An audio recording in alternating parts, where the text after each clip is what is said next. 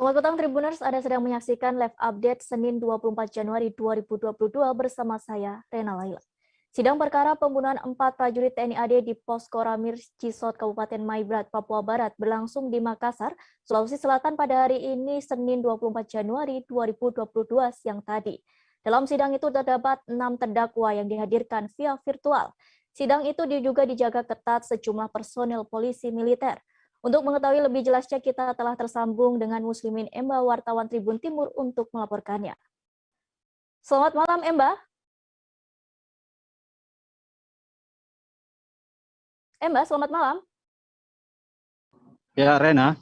Malam, Rena.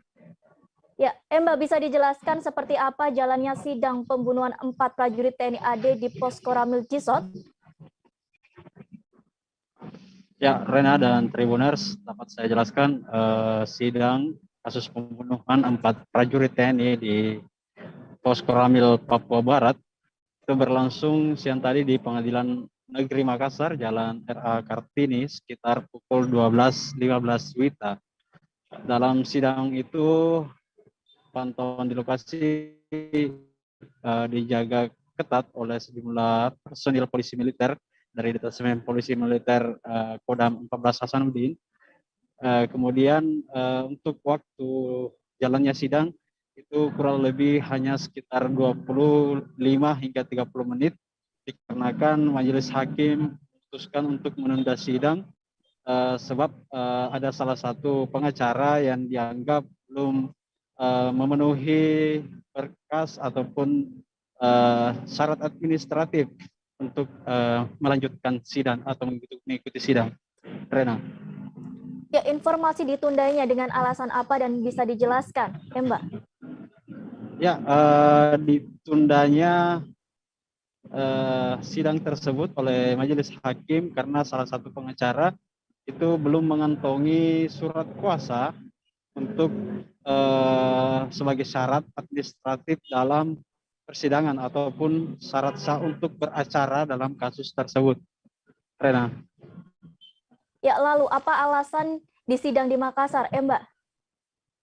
Ya, untuk persidangan di Makassar sendiri oleh jaksa penuntut umum dari Kejari Sorong mengatakan bahwasanya sidang dialihkan atau dipindahkan ke Kota Makassar yaitu dengan alasan adanya surat keputusan dari Mahkamah Agung terkait pemeriksaan para tersangka, yaitu ada 6 orang, itu dilaksanakan di Makassar dan atas pertimbangan keamanan juga, sehingga sidang dilangsungkan di Kota Makassar. Rena. Ya, terima kasih Mbak atas laporannya, dan berikut penjelasan dari JPU Kejari Sorong Eko Nuryanto terkait penundaan sidang terdakwa penyerangan Pos Koramil yang menewaskan 4 prajurit TNI pada 2021 lalu. Persidangan gimana? Ya, jadi hari ini kita agenda sidang pertama dengan agenda pembacaan surat dakwaan terhadap 6 tersangka yang diduga melakukan tindak pidana pembunuhan terhadap anggota TNI yang berada di Kampung Kisor, Distrik Aipat Selatan, Kabupaten Maibrat. Sesuai dengan penetapan dari majelis hakim, hari ini sidang pertama, namun karena surat kuasa dari penasihat hukum yang ditunjuk oleh para terdakwa ini belum lengkap, sehingga majelis hakim memberikan kesempatan untuk melengkapi, sehingga sidang ditunda ke hari Rabu tanggal 2 Februari 2022 dengan agenda tetap sama, pembacaan surat dakwaan. Bang, kalau isi dakwaan dari JPU sendiri apa? Iya, dari pasal dakwaannya, pasal dakwaan yang kita dakwakan sebagaimana dengan fakta yang kita dapatkan sesuai dengan berkas perkara yang telah kita terima.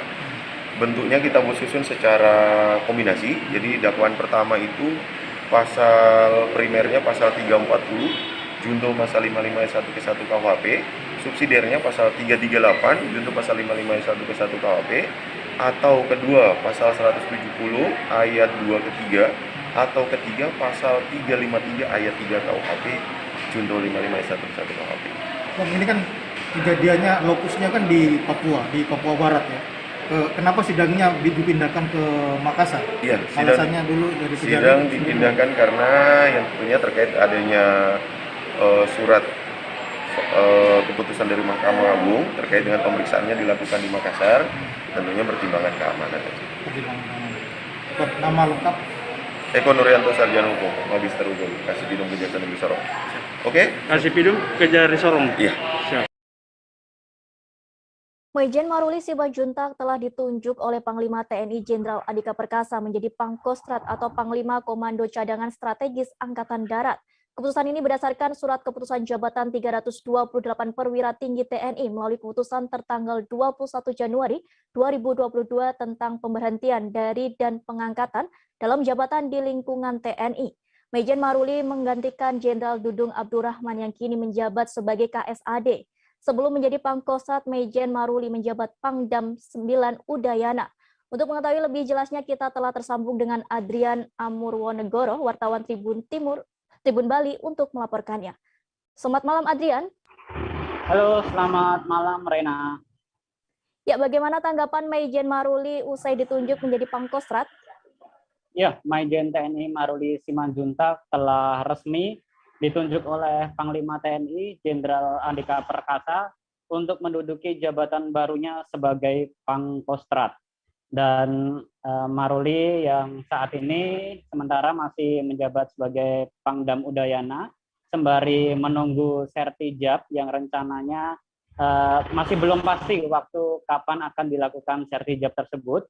Tadi Maruli sempat menjumpai awak media yang berada di Bali yang memang sejak isu ataupun kabar Maruli ditetapkan atau diangkat ditunjuk sebagai Pangkostrat ini ramai diberitakan media massa, Maijen Maruli langsung ditunggu-tunggu pernyataannya oleh para awak media.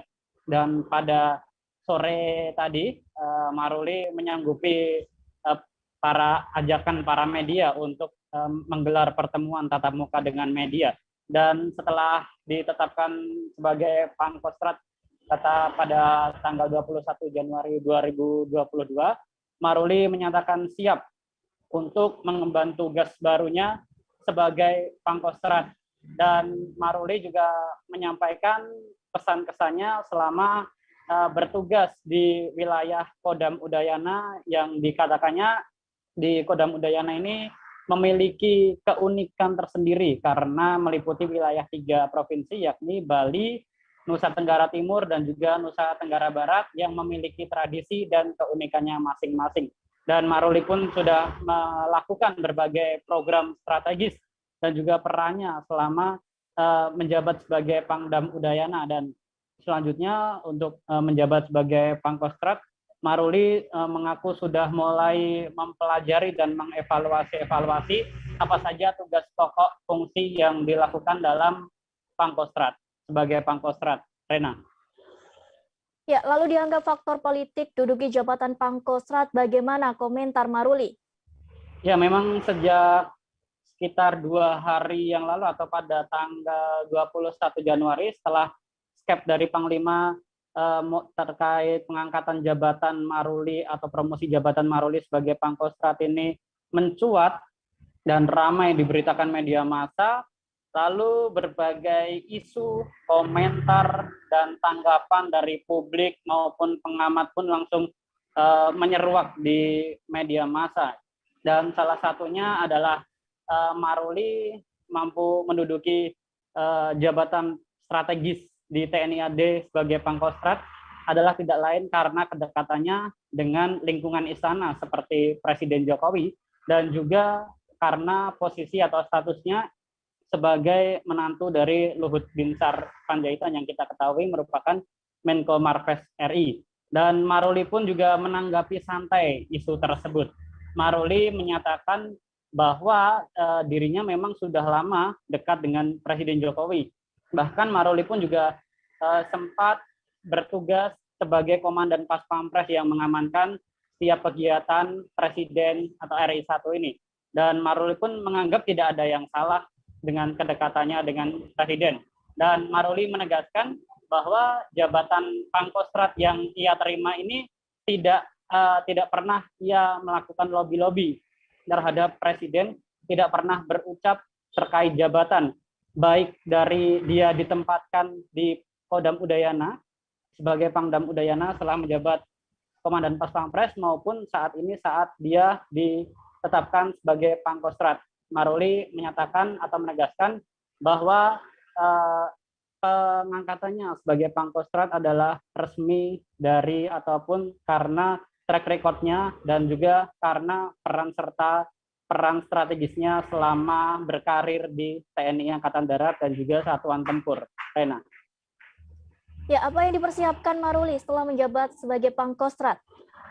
Ya, Rena, tadi belum saya sampaikan bahwa salah satu kesan Maruli yang menarik adalah bahwa Maruli juga secara pribadi sebenarnya juga mengaku sedih untuk meninggalkan Bali, untuk meninggalkan suasana sunset di Bali yang kondisinya memang suasana yang nyaman, kemudian banyak pemandangan indah yang ke depan tidak akan ditemui Maruli kembali saat bertugas karena Maruli akan bertugas di Jakarta. Dan untuk program dari Maijen TNI Maruli sendiri, Maijen TNI Maruli sudah mulai mempersiapkan dan memetakan apa saja tugas pokok fungsi sebagai Pangkostrat. Salah satunya fokusnya ialah pada menjaga pertahanan negara dan juga pada peningkatan profesionalisme dan kemampuan prajurit serta alutsista. Dan Maruli sendiri pun juga sudah mulai memetakan bahwa ada 5 ancaman yang saat ini menjadi fokus perhatiannya meskipun baru menduduki jabatan sebagai Pangkostrat, yakni Hambalat, kemudian Laut Cina Selatan, kemudian Ambon, dan satunya lagi adalah konflik di Papua yang kini menjadi fokus dari Maruli bersama Panglima TNI, baik itu juga Kepala Staf Angkatan Darat dan juga Kementerian Pertahanan. Rena. Ya, terima kasih Adrian atas laporannya dan berikut penjelasan dari Pangdam Udayana Maijen TNI Maruli Simanjuntak yang ditunjuk menjadi Pangkostrat. Oh, ya, saya mendapat banyak pengalaman di Bali 1 tahun 2 bulan. Kebetulan wilayahnya juga yang cukup panjang, ya, di 3 provinsi. Ada keunikan-keunikan di setiap provinsi dengan tradisinya masing-masing. Banyak kita membuat kegiatan-kegiatan dengan masyarakat.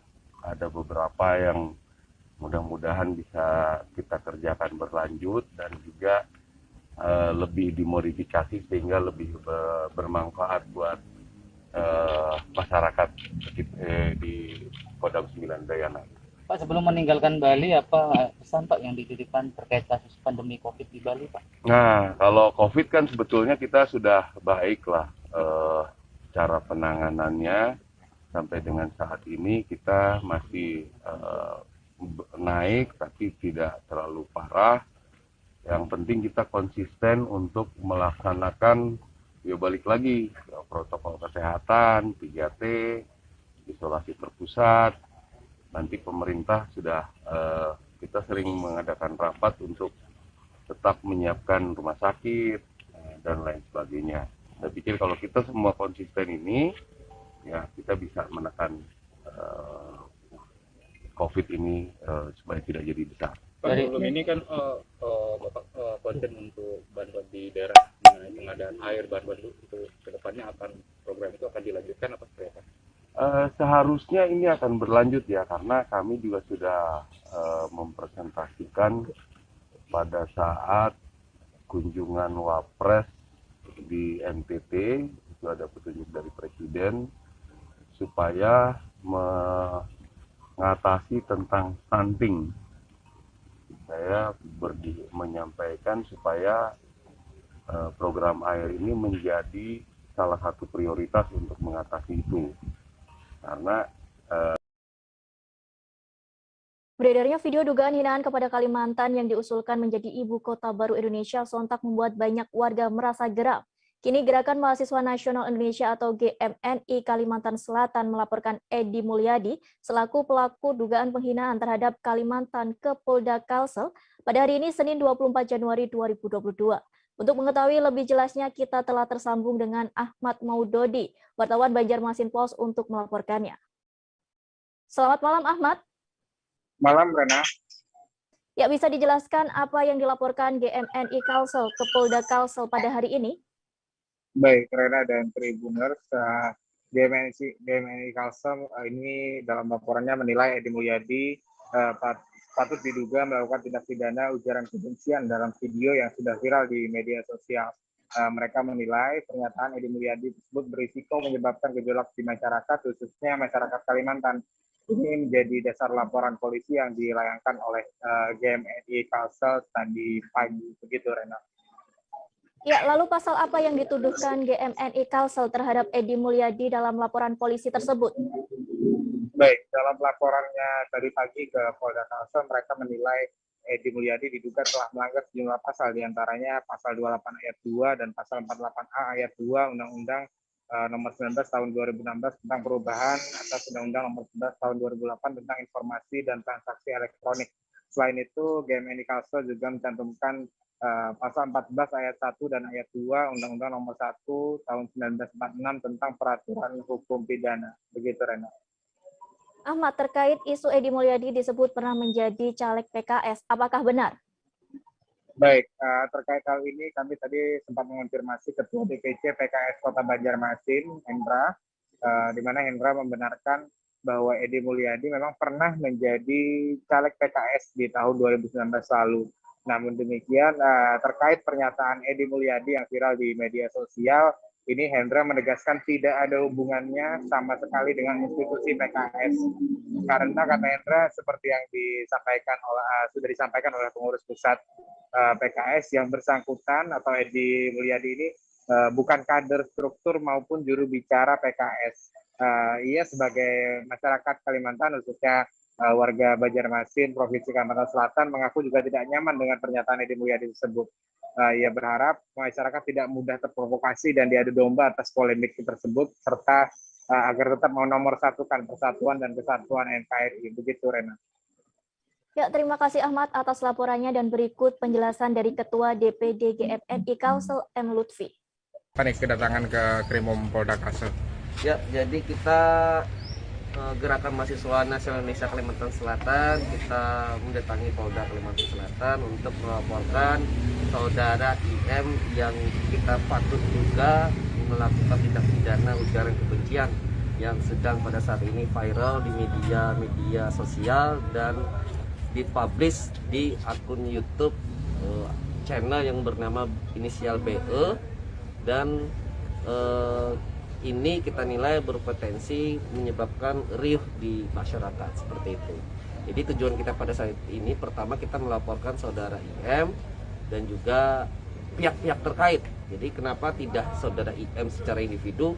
Kenapa kita melakukan pihak-pihak terkait? Karena ini kita nilai bahwa kalau kita lihat dalam video YouTube ini itu terdapat dalam satu forum yang ada diisi oleh beberapa pihak, beberapa orang, direkam lalu dipublish ke YouTube. Artinya ini tidak dilakukan, kami duga ya, tidak dilakukan secara individu tapi secara kolektif dan penuh sadar. Ini yang kita nilai, kita duga. Jadi kita ingin pihak berwajib, kepolisian, untuk bisa mendalami tindakan tersebut agar tidak hanya saudara IM sendiri yang bisa kita diproses secara hukum. Keluarga Azira Asyatul Bahyah yang merupakan calon pekerja migran Indonesia atau PMI atau TKW asal Kabupaten Indramayu ingin membawa insiden yang menimpa anaknya ke ranah hukum. Azira diketahui menjadi salah satu korban selamat dalam insiden terbaliknya kapal di perairan Pontianak Besar Johor, Malaysia. Kecelakaan itu terjadi pada 17 Januari 2022 sekira pukul 23 waktu setempat.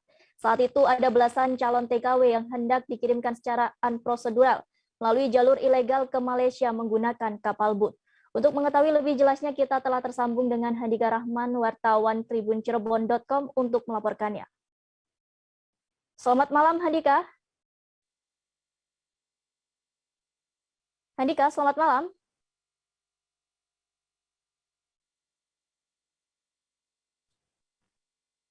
Halo, Handika, selamat malam.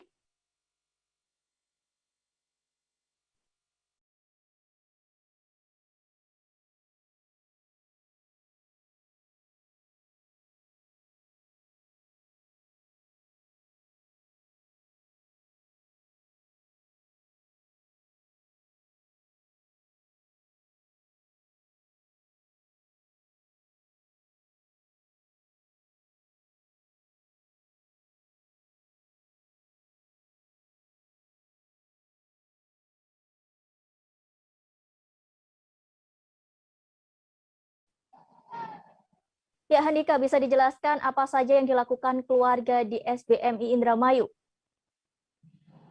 Baik, Rena, dapat kami informasikan pada pagi hari tadi ya, keluarga dari Azira Syahratul Bakiyah yang merupakan salah satu calon pekerja migran atau PMI atau TKW asal Kabupaten Indramayu mendatangi kantor Sekretariat Serikat Buruh Migran Indonesia atau SBMI Cabang Indramayu.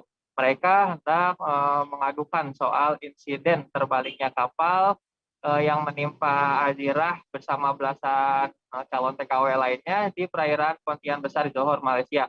Kecelakaan itu diketahui terjadi pada 17 Januari kemarin ya, di mana dalam insiden tersebut terdapat 6 orang meninggal dunia, 5 diantaranya itu merupakan warga Jawa Barat, terdiri dari 4 Kabupaten Indramayu dan 1 Kabupaten Bandung. Sedangkan untuk Azira sendiri ini merupakan salah satu korban yang selamat dalam insiden tersebut.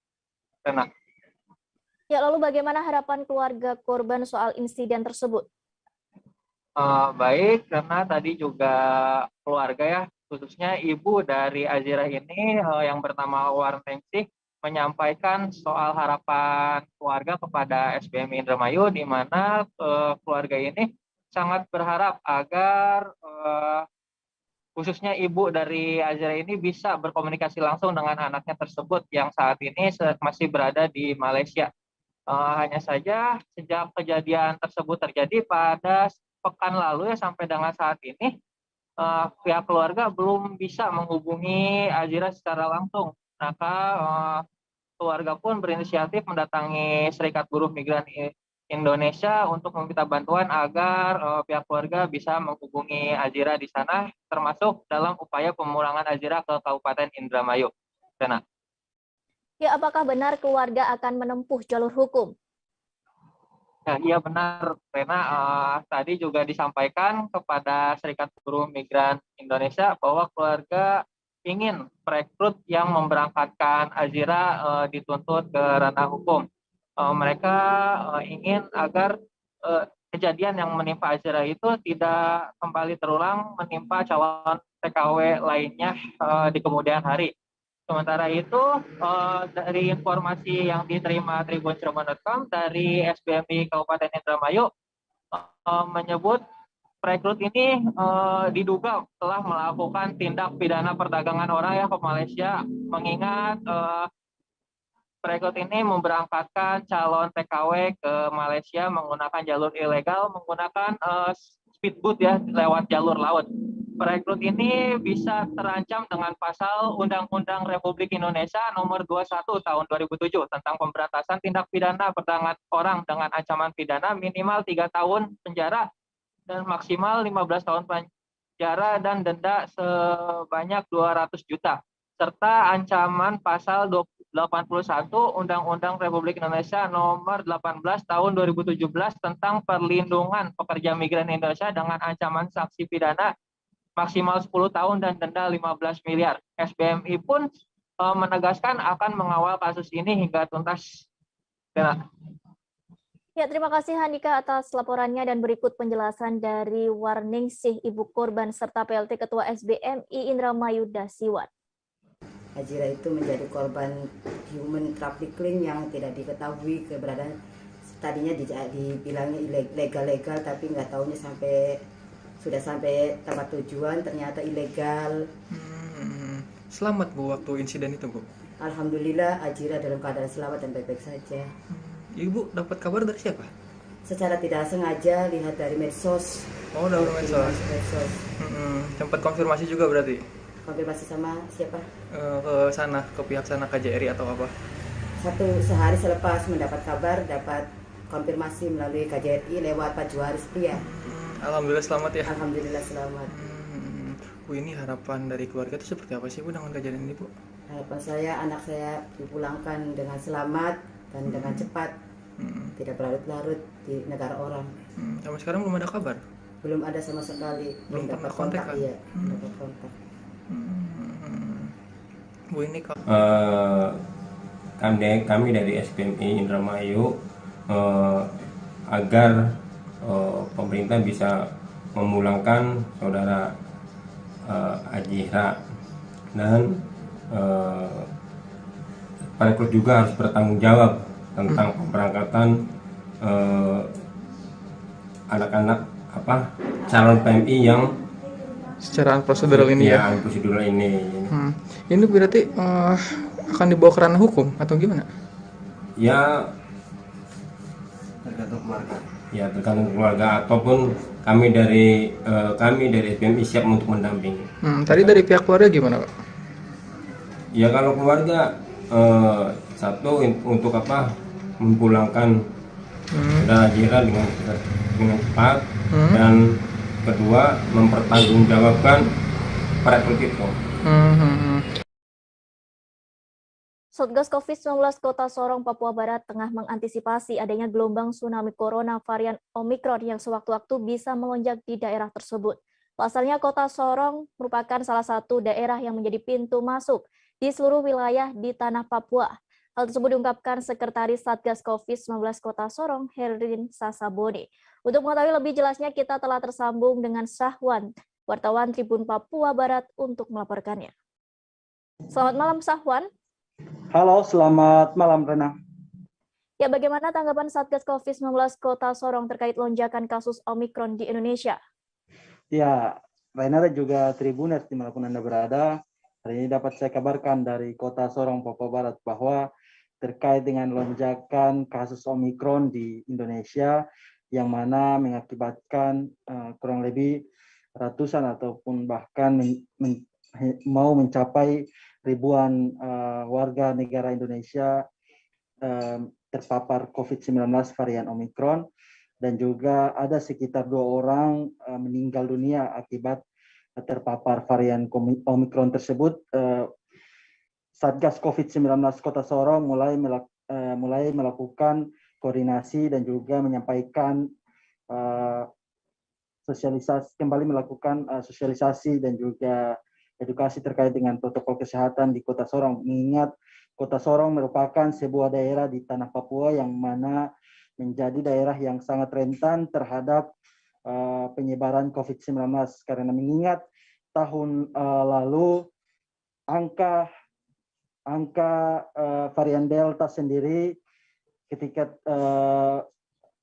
dia berada di Jakarta, langsung tiba-tiba melonjak di wilayah Kota Sorong, khususnya di Papua Barat dan juga di Kota Sorong, sehingga mereka mulai mengantisipasi dengan melakukan koordinasi dan juga sosialisasi kepada masyarakat begitu. Ya, seperti apa kondisi masyarakat Kota Sorong saat ini dan seperti apa respon Satgas COVID-19 Kota Sorong? Ya, melihat dengan adanya pemberlakuan penghilangan PPKM level 3 dan juga peniadaan pembatasan pergerakan berskala mikro maupun lainnya, masyarakat di Kota Sorong boleh dikata mereka sudah mengabaikan protokol kesehatan dan juga tidak mematuhi hal-hal yang menjadi anjuran dari Satgas COVID-19. Dan hal tersebut sangat disayangkan oleh Satgas COVID-19 Kota Sorong sendiri, sebab mengingat Kota Sorong merupakan daerah yang sangat rentan dan juga menjadi pintu masuk untuk Provinsi Papua dan juga Papua Barat, sehingga mereka menghimbau agar masyarakat jangan terlalu mengabaikan hal-hal yang telah diperintahkan oleh pemerintah begitu. Ya, sejauh ini langkah apa yang dilakukan oleh Satgas COVID-19 terkait antisipasi gelombang Omikron di Kota Sorong? Ya, terkait dengan antisipasi, berdasarkan keterangan dari Sekretaris Satgas COVID-19 Kota Sorong sendiri, beliau menyampaikan bahwa saat ini mereka tengah melakukan koordinasi yang intens dengan instansi samping, salah satunya yaitu badan karantina yang mana bertujuan untuk memperketat seluruh pintu masuk, khususnya bandara dan juga pelabuhan yang ada di Kota Sorong. Begitu, Rena. Ya, terima kasih Aswan atas laporannya dan berikut penjelasan dari Herlin Sasabuni, Sekretaris Satgas COVID-19 Kota Sorong. Memang kalau kasus Omikron dia meningkat, ya, ada pertambahan kasus setiap hari. Kemudian informasi kemarin juga ada kematian karena kasus Omikron sudah dua orang meninggal. Yang satu kasusnya karena perjalanan, yang satunya lagi transmisi lokal, tapi dua-duanya punya komorbid. Yang satu sudah divaksin, yang satunya belum. Intinya ada 2 kematian akibat varian baru COVID-19 itu Omikron. Nah, kita di Kota Sorong, Papua Barat mengantisipasinya lebih kepada menghimbau ke masyarakat yang belum divaksin untuk agar segera divaksin. Kemudian kalau tidak punya kepentingan sekali untuk perjalanan luar negeri, ya diharapkan tidak melakukan perjalanan luar negeri. Nah, kemudian semua kegiatan-kegiatan yang dilakukan di wilayah Kota Sorong, baik oleh daerah-daerah sekitar, kita harap agar memperhatikan protokol kesehatan. Kemudian peserta kegiatan itu diwajibkan paling tidak minimal sudah vaksin dosis pertama. Kemudian juga menggunakan aplikasi Peduli Lindungi sebagai kontrol untuk setiap kegiatan atau aktivitas masyarakat yang ada di wilayah Kota Sorong. Hanya itu yang bisa kita lakukan untuk mengantisipasi, sebab mengacu dari kasus tahun 2020 varian Delta ini kan cukup tinggi tingkat kematiannya. Memang dengan Omikron tidak terlalu signifikan berbeda, tetapi paling tidak agar supaya masyarakat terlindungi, ya kita mengharapkan masyarakat yang belum divaksin agar mau divaksin. Kemudian yang kedua, Tribuners, selesai jeda kami akan kembali dengan informasi menariknya, tetaplah di Live Update Petang. Oke, apa kabar Bang Aris di sini untuk strateginya? Kalau saya sendiri di Jumit 37 ini yang semalam baru mulai, Apa yang saya dirasakan udah Kapten Hitam? Sebenarnya aku nggak ngerasain penangkapan atau penggerebegan atau apapun itu. Karena gini loh, posisinya aku kriteria. Jadi kita mengenal disebut dengan stroke yang tidak berdarah dengan stroke yang berdarah. Stroke yang tidak berdarah itu biasanya ditandai dengan adanya penyumbatan. Kalau itu terjadi di sini mungkin pikirnya tidak ke situ kali ya. Tapi kalau di Korea atau di Kamboja itu ada beberapa paper yang Saya itu Mas, dulunya tukang koran. Oh gitu ya. Tukang koran. Ya, saya baca itu Pak. Tuh kan pernah baca kan? Ya. Jadi kalau saya jadi pangdam itu udah bersyukur banget. si anak ini dijadikan sebagai tersangka begitu. Ya, kalau ini kita bicara yang di luar kasus Sebongombo ya. Dikenal dengan nama hujan shower, di mana terdapat batas jelas antara daerah hujan dan tidak hujan yang biasanya terjadi pada fase awal mature stage atau tahap Berbahaya dewasa. itu Kang. Jadi mulai artinya terjadinya perlembekan. Nah itu untuk penetrasi akan sulit begitu ya. Dok, saya ini Menurut saya memang tidak mudah, bukan urusan tanah diambil. Kalau misalnya Amerika Serikat sekarang, Rasulullah mengatakan di dalam sebuah hadis bahwa berpuasa di 6 hari Syawal itu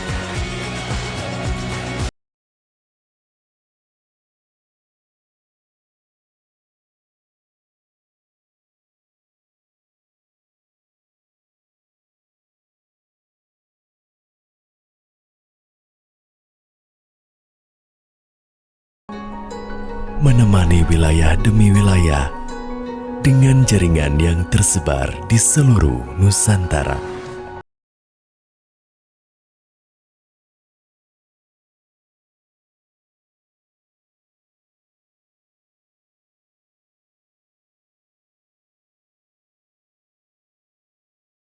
Tak terpisahkan dari masyarakat.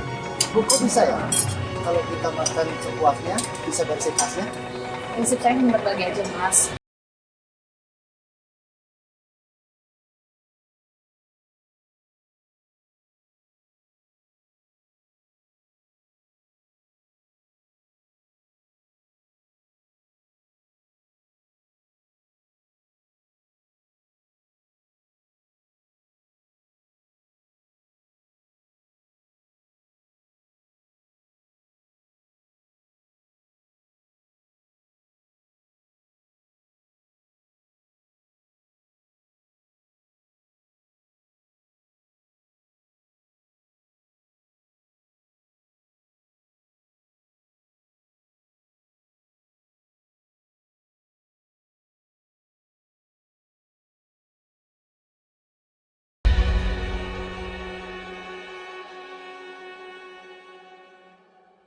Apa kabar Bang Ariski di sini untuk strateginya?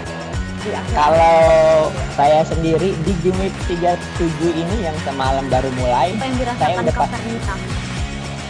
Sebenarnya aku nggak ngerasain penangkapan atau penggerebegan atau apapun itu, karena gini loh, posisinya aku kriteria.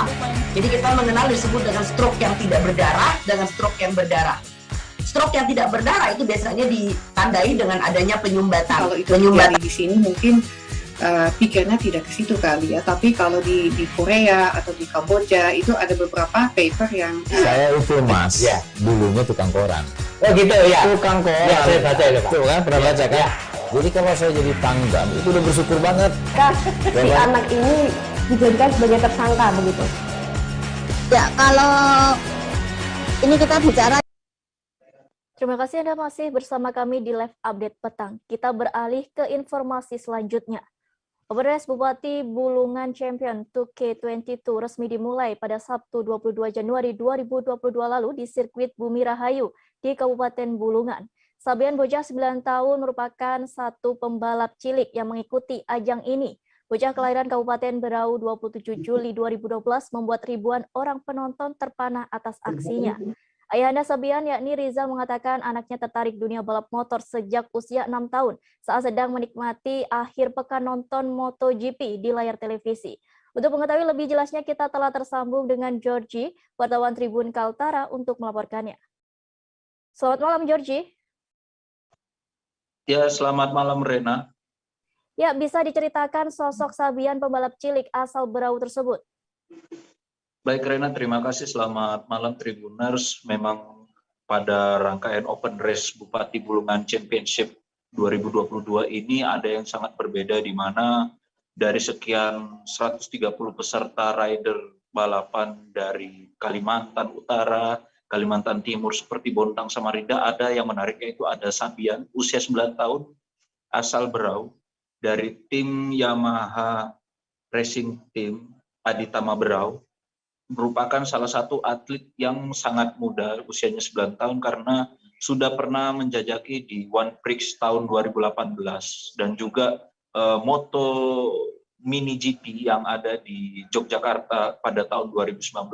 Kemolekan tubuhnya menunggangi kuda besi ini tidak perlu dihiraukan lagi, tidak perlu diragukan lagi, sebab ada beberapa prestasi yang telah dia membanggakan untuk Kalimantan Timur, khususnya di Kabupaten Berau, yaitu sudah memegang catatan rekor terbaik di ajang One Prix tahun 2018 lalu, di mana dia menggunakan kelas bebek 4 tak, yaitu 116 cc dan bebek 4 tak 150 cc Rocky, yang saat dia lakukan mencatat waktu sekitar 1 jam 13 menit 27 detik.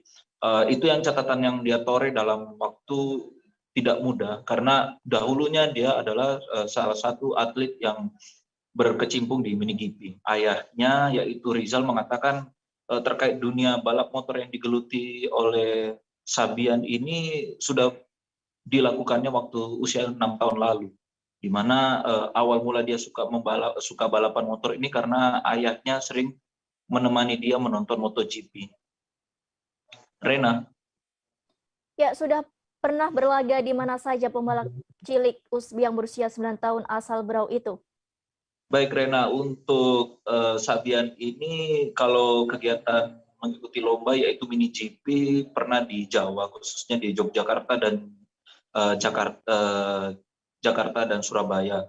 Dia mengatakan mini GP ini adalah mini GP Lenka di kelas 7 hingga 8 tahun, dan dia pernah turun di kelas full race bebek 150 eco standar dan 150 cc di sirkuit Sentul 3 seri yang dia lalui, yang dimana di 3 seri ini tidak hanya usia di usia 7 sampai 8 tahun, ada juga di usia 12 hingga 18 tahun. Dan ayahanda Rizal selalu mengingatkan bahwa Sabian ini merupakan salah satu contoh yang bisa menjadi bibit terbaik di Kalimantan Timur untuk di laga internasional maupun nasional, khususnya di One Prix yang akan berlangsung di bulan Maret ini di sirkuit Sentul. Rena. Ya, lalu bagaimana tanggapan orang tuanya melihat Sabian menjadi pembalap motor? Iya betul Rena, dari pihak orang tua sendiri sempat ragu ya karena Sabian ini terbilang cukup berani untuk menyukai dunia balap motor karena identiknya orang tua melihat dia hanya senang belajar, kemudian bergaul dengan teman-temannya. Namun karena suka dengan dunia balap, yaitu MotoGP, ayahandanya mengikuti keinginan Sabian yang dimana antara jam sekolah online ataupun bermain selalu didampingin. Jikalau tidak ada kegiatan rutinitas di sekolah online maupun di teman-teman sekolah, teman tetangganya, Sabian selalu inisiatif menyampaikan kepada ayahandanya untuk mari ajarkan aku mengendarai motor ini lagi, aku pengen lebih baik lagi untuk di kancah nasional maupun internasional, menurut keterangan dari ayahandanya yaitu Rizal. Dan dia meyakini kalau anak ini punya potensi dan orang tuanya juga meyakini ke depan dia bisa jadi kebanggaan untuk Kabupaten Berau. Mungkin itu saja yang bisa dapat saya sampaikan, Rena, kembali ke studio.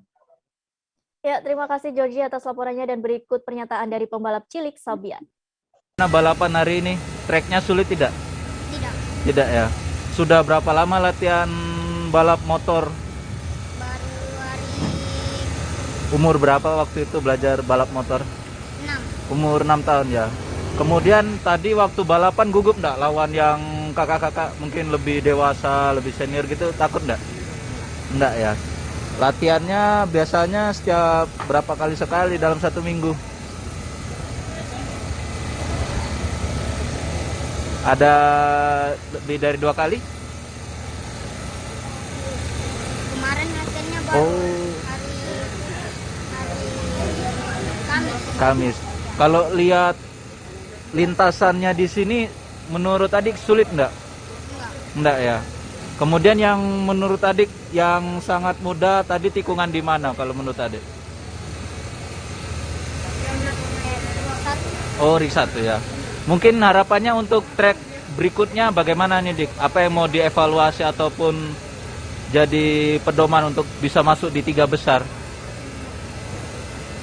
Harapannya? Oke, mungkin harapannya Dik, pengen juara 1 atau masuk 3 besar? Juara 1 ya, oke siap, makasih. Ruang unit kesehatan siswa atau UKS SMA 1 Sampaga disegel akibat gaji tukang dan pembayar material pembangunan tak kunjung diselesaikan oleh pihak pelaksana. Menurut Kepala Tukang mengatakan penyegelan ruang UKS tersebut dilakukan karena upah tukang serta pembayaran material tidak dituntaskan pihak pelaksana. Gedung tersebut kini dipasangi baliho bertuliskan CV Aufa Karya 88, di mana CV tersebut adalah pihak pelaksana. Terkait penyegelan tersebut, Kepala Sekolah Bidang Kesiswaan Sekolah Menengah Atas Negeri 1 Sampaga, Aida Wahyuni memastikan proses pembelajaran masih lancar. Untuk mengetahui lebih jelasnya, kita telah tersambung dengan Habludin, wartawan Tribun Sulbar untuk melaporkannya. Selamat malam, Habludin. Ya, selamat malam, Rena. Ya, bisa dijelaskan kembali alasan penyegelan ruang UKS SMA N1 Sampaga dilakukan? Ya, Rena dan Tribuners dimanapun Anda berada, dapat saya informasikan bahwa penyegelan UKS di SMA Negeri 1 Sampaga ini dilakukan oleh tukang yang dimana pihak perusahaan tidak membayarkan hasil jeripayanya yang sudah dilakukan di SMA 1 Sampaga ini, sehingga pada 5 harian lalu, sekitar 3 harian lalu dilakukan penyegelan di SMA Sampaga ini. Demikian, Rena. Ya, lalu bagaimana proses penyelesaian yang dilakukan Dignas Sulawesi Barat? Ya, informasi yang kami dapatkan dari Kabid SMA Dinas Pendidikan dan Kebudayaan Provinsi Sulawesi Barat akan melakukan mediasi dengan pihak CV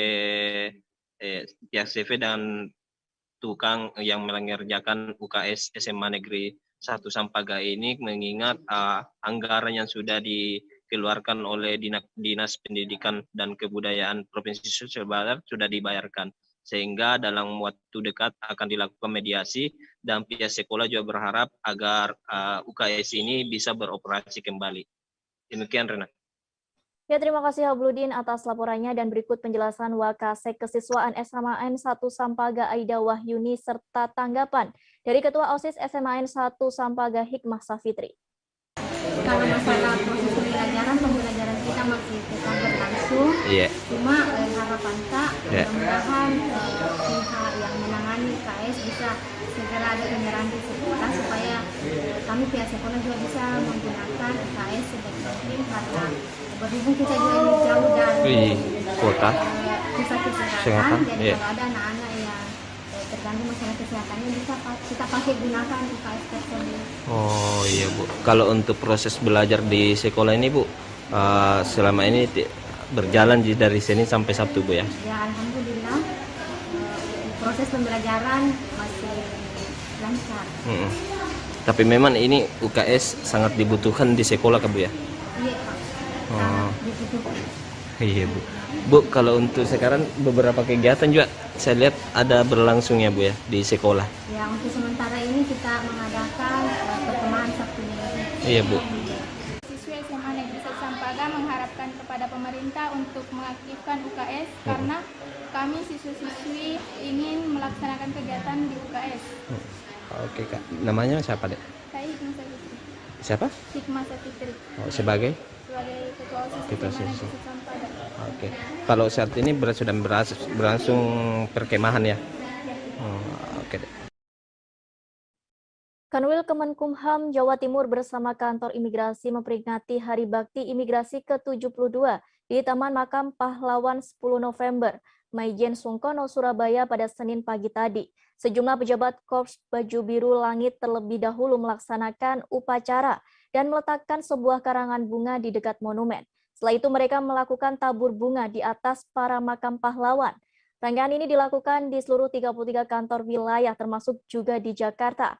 Untuk mengetahui lebih jelasnya kita telah tersambung dengan Febrianto, wartawan Surya untuk melaporkannya.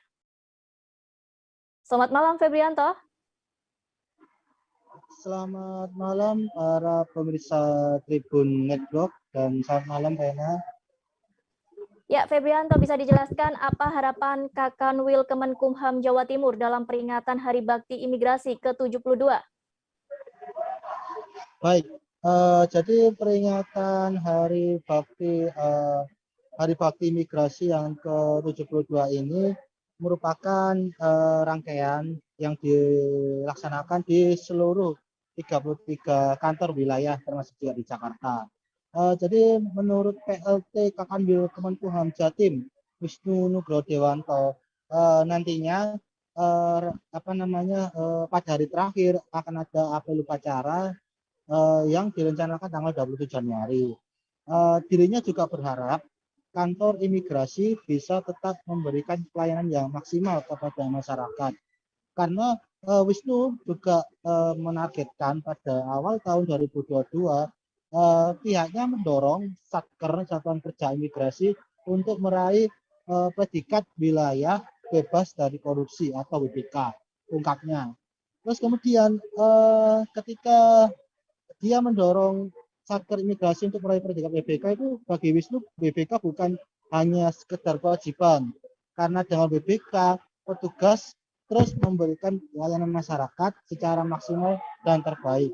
Jadi upacara tadi itu yang digelar di Taman Makam Pahlawan 10 November Jalan Maijen Sungkono, Surabaya ini merupakan rangkaian yang diselenggarakan pada Hari Bakti Imigrasi yang ke-72. Jadi sebelum melakukan tabur bunga, para Korps ASN Korps Baju Biru Langit ini melakukan upacara terlebih dahulu, terus kemudian meletakkan karangan bunga di monumen Taman Makam Pahlawan tersebut. Demikian Rena yang bisa saya sampaikan. Febri, kenapa harus menargetkan wilayah bebas dari korupsi atau WBK? Ya, jadi awal tahun 2022 itu kenapa mendorong Satuan Kerja Imigrasi untuk meraih predikat wilayah bebas dari korupsi, karena dengan mendorong itu WBK itu bukan hanya sekedar kewajiban, bukan hanya sekedar jargon semata ya, tapi juga petugas terus memberikan pelayanan masyarakat secara maksimal dan terbaik, khususnya di bidang imigrasi, seperti itu. Ya, Febri, lalu untuk penutupan peringatan tersebut nanti akan dilakukan kapan dan dalam bentuk apa? Baik, jadi Wisnu Nugroho Dewanto sendiri mengatakan nantinya pada hari terakhir akan ada apel upacara yang direncanakan tanggal 27 Januari 2022. Seperti itu. Ya, terima kasih Febrianto atas laporannya dan berikut penjelasan Wisnu Nugroho Dewanto PLTK Kanwil Kemenkumham Jawa Timur. Pada hari ini tanggal 24 hari Senin tanggal 24 2022 kami dari kantor Kemenkumham Jawa Timur khususnya migrasi mengadakan kegiatan ziarah dan kunjungan. Ini adalah bagian dari rangkaian Hari Bakti Migrasi yang ke-72 dan pelaksanaan ziarah ke-72 ini dilakukan di seluruh 33 kantor wilayah termasuk juga di Jakarta.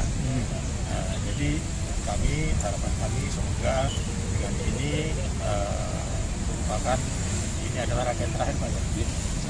Nanti hari terakhir nanti ada apel upacara yang direncanakan nanti tanggal 27 Januari 2022. Pak, mungkin ada yang diambil dari hikmah yang sudah ke-72 tahun ini apa Pak? Untuk imigrasi mudah-mudahan imigrasi ke depannya bisa tetap memberikan pelayanan yang maksimal kepada masyarakat. Dalam hal ini tahun 2022 kemungkinan kita tetap akan mendorong satker imigrasi untuk memperoleh GPK. Artinya GPK itu kan tidak hanya sekedar aja. Tidak hanya sekedar untuk memenuhi sisi administrasi, tapi memang benar memberikan pelayanan kepada masyarakat secara maksimal. Cukup. Oke, terima kasih. Plaza Nyi Ageng Rakit kawasan wisata Rawa Jombor, Desa Krakitan, Kecamatan Bayat, Klaten, Jawa Tengah resmi dibuka pada Minggu 23 Januari 2022 lalu. Plaza kuliner tersebut saat ini diisi para pedagang yang sebelumnya memiliki usaha warung apung dan pemacingan di Rawa Jombor. Menurut Bupati Klaten, revitalisasi Rawa Jombor melalui proses panjang. Meskipun belum sempurna, kini sudah lebih tertata. Bupati berharap Rawa Jombor tidak hanya dikelola segelintir orang, melainkan menjadi destinasi wisata yang bisa dinikmati oleh seluruh masyarakat. Untuk mengetahui lebih jelasnya, kita telah tersambung dengan Almurfi Sofyan, wartawan Tribun Jogja, untuk melaporkannya. Selamat malam, Sofyan. Ya, selamat malam rekan Rena dan Tribuners semua. Ya, Sofyan, bisa dijelaskan terkait pemindahan pedagang ke Plaza Kuliner Rawa Jombor?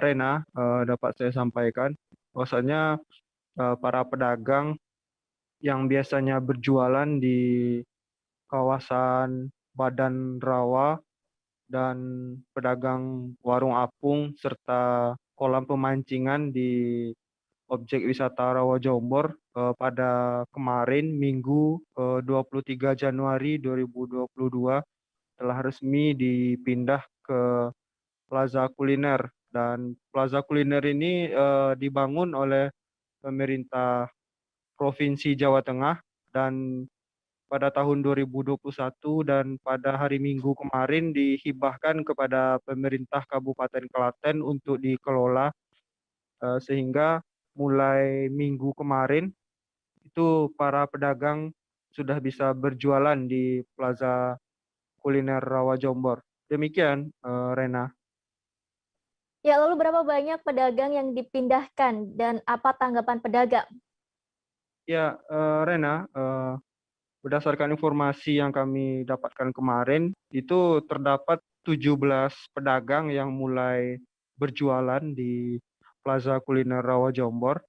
Para pedagang ini belum semuanya kios-kios yang berada di Plaza Kuliner Rawa Jombor itu diisi oleh para pedagang. Para pedagang berharap kunjungan ke objek wisata tersebut bisa lebih meningkat karena seiring dengan penataan yang telah dilakukan. Dan pedagang kemarin juga bercerita bahwasanya untuk ukuran kios dari Plaza Kuliner Rawajombor memang terlihat lebih kecil dari ukuran warung apung yang mereka miliki dulunya. Karena untuk ukuran kios di Plaza Kuliner itu hanya berkisar 3 kali 4 meter persegi. Namun pedagang tidak mengambil pusing dengan ukuran kios tersebut dan berharap dengan adanya penataan di kawasan Rawajombor, tingkat kunjungan wisatawan ke objek wisata tersebut bisa lebih meningkat. Demikian, Rena. Ya, bagaimana kelanjutan revitalisasi Rawajombor ke depannya, Sofyan? Ya, Rena, dapat saya informasikan juga bahwasanya untuk kelanjutan revitalisasi Rawajombor kemarin juga sudah dipastikan oleh Balai Besar Wilayah Sungai Bengawan Solo serta pemerintah Provinsi Jawa Tengah melalui Dinas Pemuda Olahraga dan Pariwisata bahwasanya untuk kelanjutan revitalisasi Rawajombor akan terus berjalan di tahun 2022. Titik fokus dari penataan Rawajombor ini yakni untuk pembersihan eceng gondok, penataan pedestrian, serta pembangunan fisik lainnya. Diharapkan juga pengerukan sedimen di Badan Rawajombor juga bisa diselesaikan pada tahun 2022 ini. Adapun anggaran yang disediakan untuk tahap awal itu ada sekitar 5 miliar. Nanti juga akan diusulkan kembali penambahan pada anggaran perubahan. Demikian, Rena. Terima kasih Sofyan atas laporannya dan berikut penjelasan Mukid, Ketua Paguyuban Pedagang Pasar Kuliner Rawajombor. Udah untuk saya, yang ngurusin nanti anak saya. Anakmu gampang Pak? Ya. Kalau soal harga dari berapa sampai berapa Pak? Untuk awan ini sementara ini paling ini ada yang 15.000. Kalau ini paling ini rata-rata 10.000. Demikian live update kali ini. Saksikan terus berita lainnya di kanal YouTube Tribunnews. Saya Rena Laila, pamit undur diri. Selamat malam dan sampai jumpa. Jangan lupa like, subscribe, dan share ya.